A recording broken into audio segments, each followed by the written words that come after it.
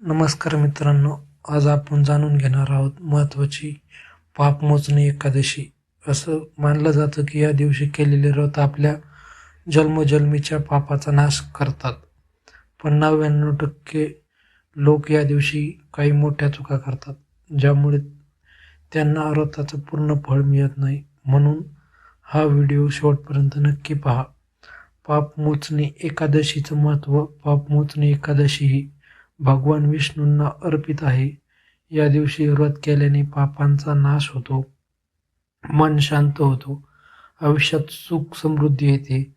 पुराणांमध्ये सांगितलं आहे की या एकादशीचे व्रत केल्याने मोठे मोठे पापसुद्धा नष्ट होतात. कथा. प्राचीन काळी एक ऋषी होते, मेधावी ऋषी. ते खूप तपस्वी आणि ज्ञानी होते. पण एकदा ते एका अप्सरेच्या मोहात अडकले. त्यामुळे त्यांचं तप भंग झाले आणि त्यांना पाप लागलं.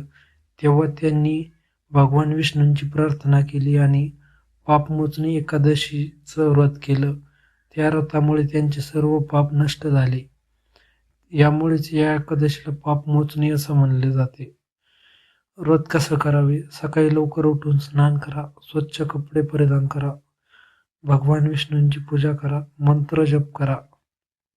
ओम नमो भगवते वासुदेवाय.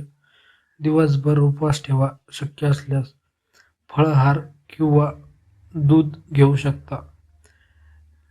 पापमोचणी एकादशीच्या दिवशी या चुका करू नका.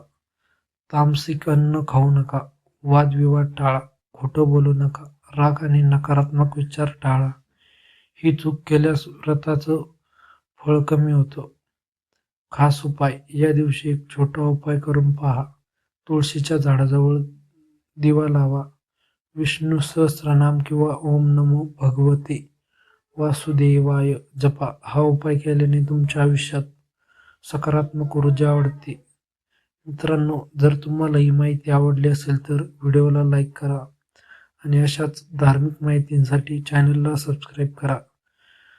जय श्री विष्णू. धन्यवाद. श्री स्वामी समर्थ.